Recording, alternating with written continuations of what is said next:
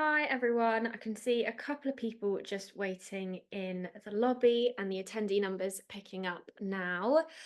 We've only got 30 minutes today, so I want to make a start.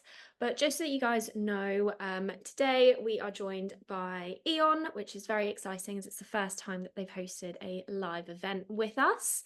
So hopefully you are all familiar with the brand E.ON, but no worries if not, because we are joined by Jane today, who will be giving you an insight into who E.ON is and all of their early careers opportunities.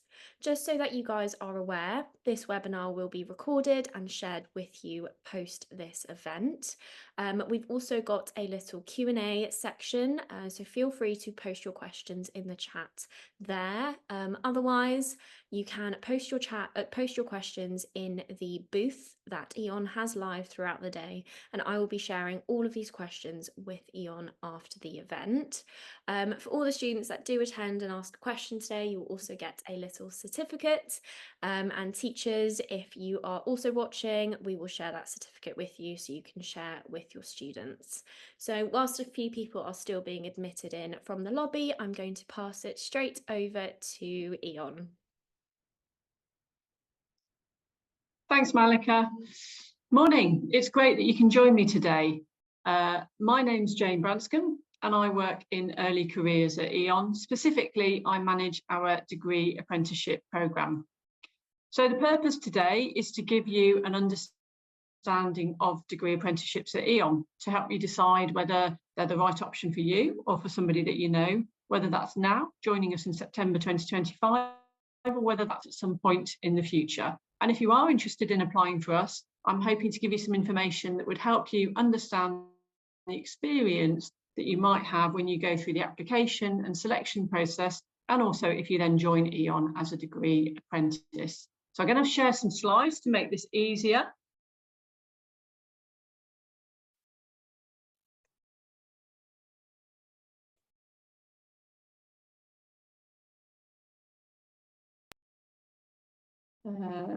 Perhaps you could just let me know if that's worked, Malika. Yes, we can see that, but we just need to get to the beginning. That worked? Yes, there we go. Okay, great. Thank you. So a quick word on E.ON. Some of you may well be familiar with us, depending on whereabouts you are in the country and also who you get your gas and electricity from. We are a major UK supplier of energy. We're a German-owned company, but we have a large presence in the UK. We're well established here, and we have colleagues based predominantly in the Midlands. Our head office is Coventry, but we have a sizable presence in Nottingham, Leicester, Bolton and London as well. We have a couple of biomass power plants where we generate power from biomass. One's in Scotland and one is in Sheffield.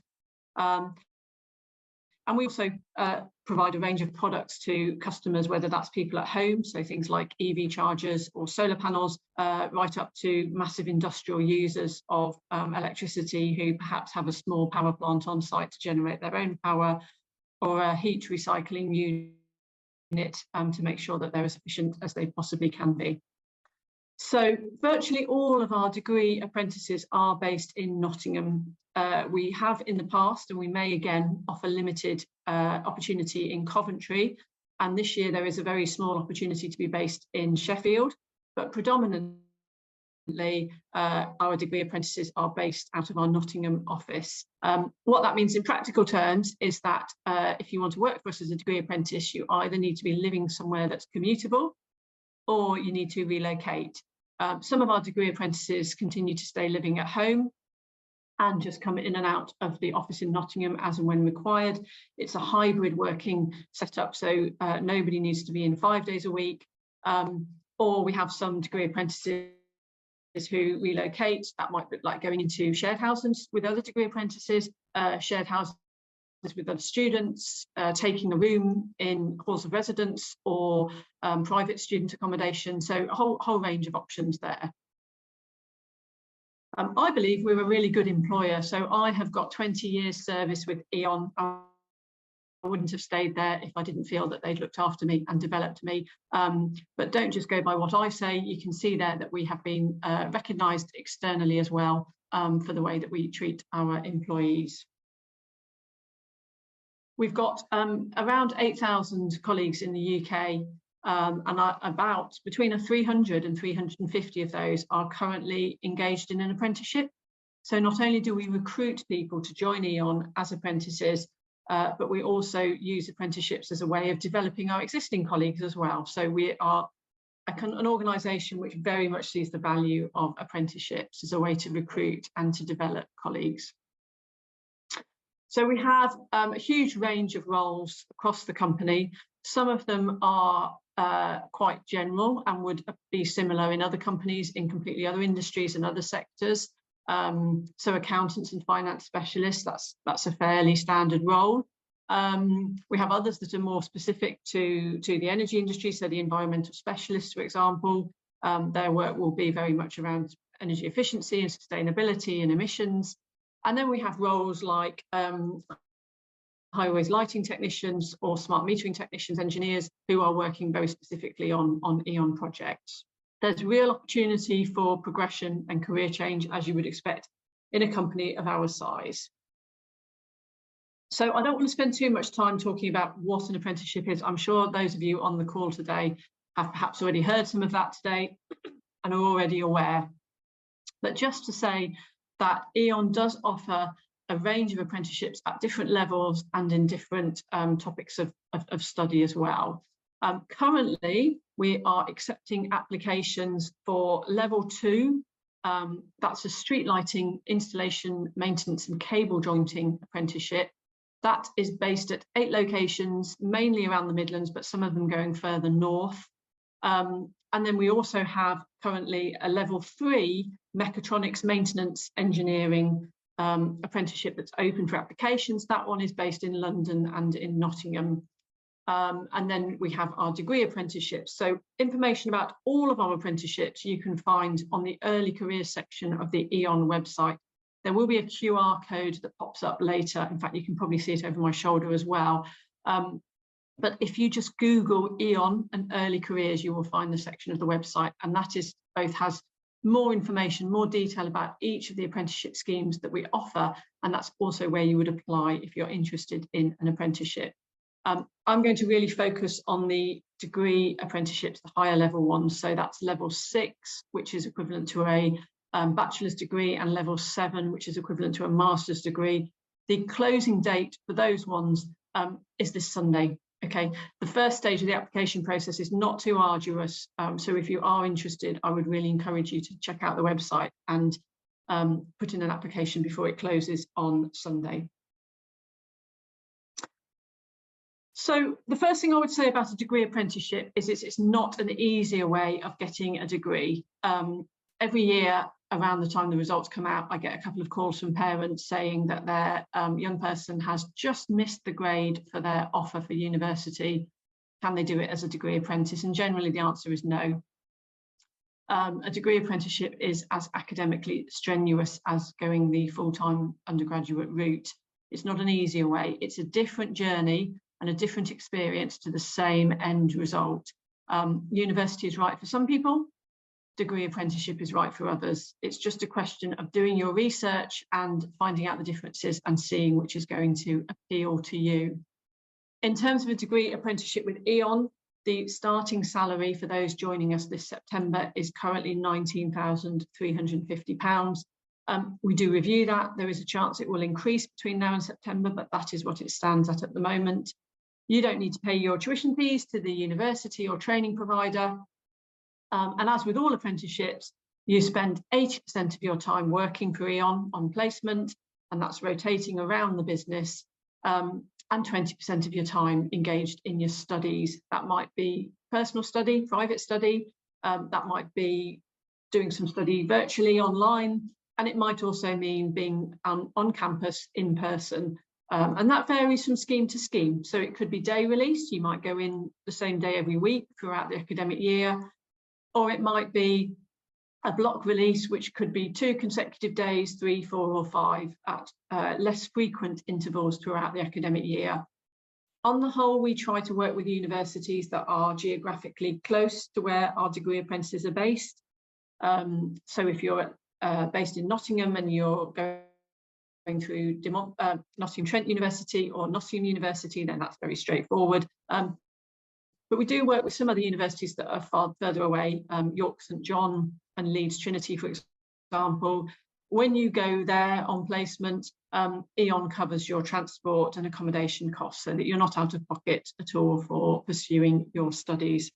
What you don't get as a degree apprentice is that full-time student experience, and where our degree apprentices tend to find that the most, I think, is if they go into shared accommodation with full-time students, and maybe they're going out socialising in the week in their city, and they perhaps don't have to get up in the morning until a 11 o'clock lecture. Maybe they haven't got any classes in the morning, whereas our degree apprentices need to be logged on at 8:30 or in the office. So that is quite a difference there as well.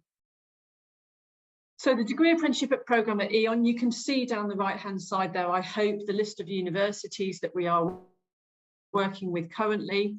Our apprenticeships go for between 4 and 5 years. We recognise that this is a transitional period in a young person's life. They might be leaving home for the first time. They may well be experiencing university level study for the first time, and they may well be working in a corporate environment or in an office for the first time as well. We really want to support our degree apprentices. We take a lot of trouble over selecting them. So we really want to make sure that they complete their apprenticeship successfully and enjoy themselves. So we do designate them a buddy, who is usually a degree apprentice from an older, who's further on in the same scheme, and also a business mentor who can provide guidance, career guidance and advice, and that's somebody that will stay with them for the duration of the apprenticeship. We have a 100% retention record currently, so whilst it's not a requirement that you stay with E.ON upon completion of your degree and your apprenticeship, and there's no clawback arrangement in place either. If you were to leave E.ON, we won't come after you for any of the tuition fees. But what we find is that apprentices have a really good experience with E.ON. They have a positive time, and indeed they want to stay with us and move into a permanent job upon completion. So these are the specific schemes that we are recruiting for to join us in September 2025. These are the schemes that you can apply for through our website, and there's the QR code until this Sunday. So several of these schemes are ones that we are currently running, ones that we maybe didn't offer last year, but we have the year before, so we already have people on programme. We've got a couple of new ones for E.ON there, so data science and control systems engineering. We do evaluate year on year what our need is for apprentices. So if you're not currently in year 13, you may be in 11 or 12, and you think you quite like the sound of that, but it's too early for me. We can't guarantee that we will offer exactly the same programmes year on year, but where we keep all the information on that section of our website, so you can keep an eye on there, and that will always let you know what we are going to be recruiting for each year. It's really important to us that there are a choice of roles for people to move into at E.ON permanent jobs for when they complete their apprenticeship. So that's why it's really important that every year we review how many people we've got who will be completing, and how many people we need in each area of the business. But that is the choice for September 2025. So just a word really on what we look for in our degree apprentices. I won't beat about the bush. There are academic requirements. Generally, we need good A-level grades. If you've gone the A-level route, we will accept equivalent qualifications, so T-levels, City and Guilds, BTEC. If you've studied abroad, we're happy to look at those qualifications and see how they compare to the UK. But we are looking for good grades. Now, the reason for that is because it's academically taxing, and there's no point starting a scheme if you're going to struggle to complete it. For the most part, the academic requirements are set by the universities rather than E.ON, and there's not a huge amount of deviation possible from that. There possibly is on results day. I'll talk about that later. But all of the requirements, the academic requirements for the individual schemes, is on our website. for some programs, there is also subject specification. So if you wanted to do electromechanical engineering at Nottingham University, for example, if you've gone the A-level route, you need to have got at least a B at maths A-level. And that's because the university experiences that without that level of maths, that extent of maths and that quality of qualification, you are going to struggle with the course content over the 5 years. So yeah, worth looking at our website at what the actual requirements are. We also need candidates to have the right to work in the UK, and as with all apprenticeships, it's a requirement that you have GCSE maths and English passes.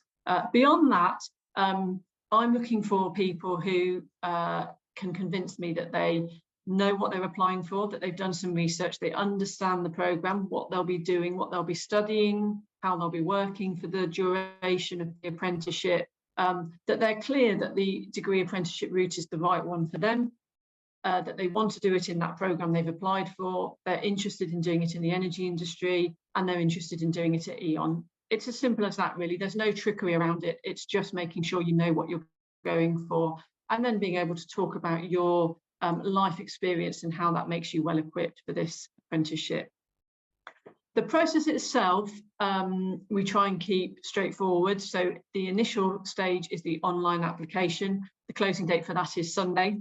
And then if you pass that initial screening, which is a simple case of, as I've already mentioned, the right to work in the UK, holding maths and English GCSEs, and also either holding the correct higher level qualifications or being predicted to achieve what is required, you would then be passed through to the next stage, which this year is made up of 4 elements. There is a reasoning assessment, there is a personality assessment, which looks how well you map across to the key strengths that we feel are critical for success as a degree apprentice. There are what we call situation or judgment questions, so giving you a very brief scenario of what might happen in a workplace, and then giving you options of how you would proceed, or how you would react, and you deciding which would be the best option in that case. And then there's the video interview. These are very brief, but you're asked a question and you have a short time to record your answer. The highest performing candidates from that section are invited to an assessment centre, which is more intense, and then the outcome of that can be an offer to join E.ON. So I'm just going to go into a couple of those sections in a bit more detail.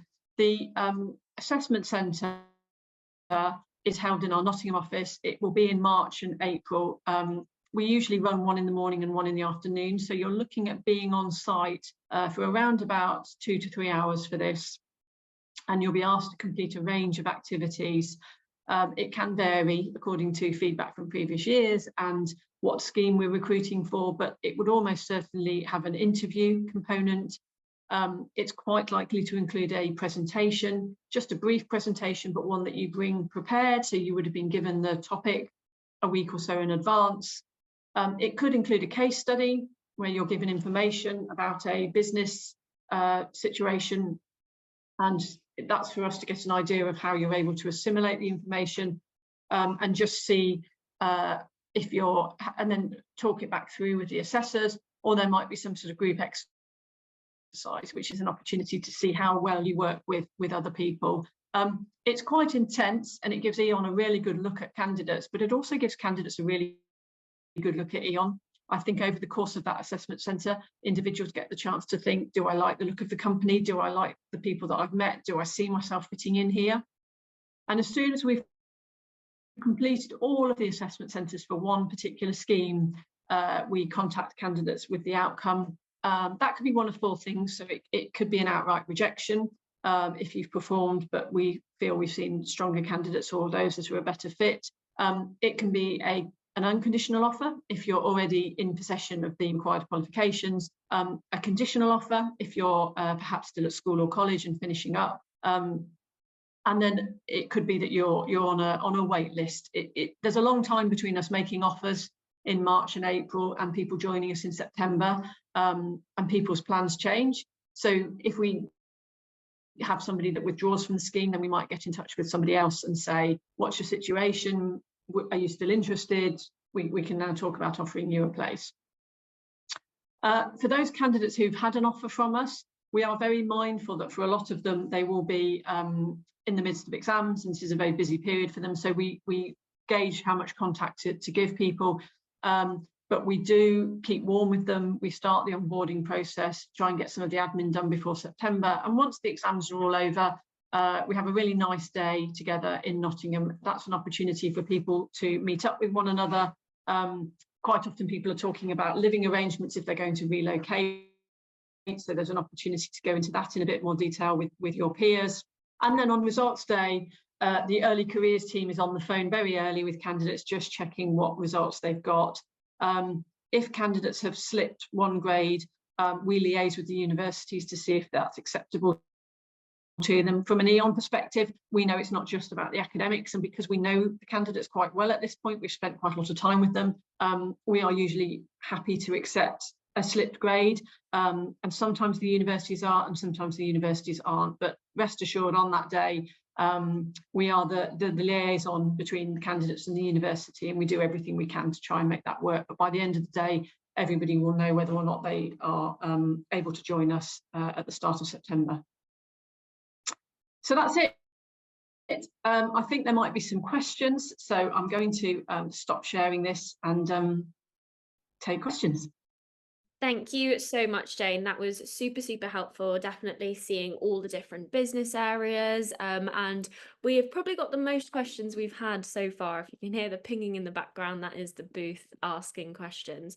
So the first question, which I think is quite easy to cover, is we've got a lot of students that are doing alternative qualifications, such as BTECs. Are they still eligible to apply? Of course, yeah.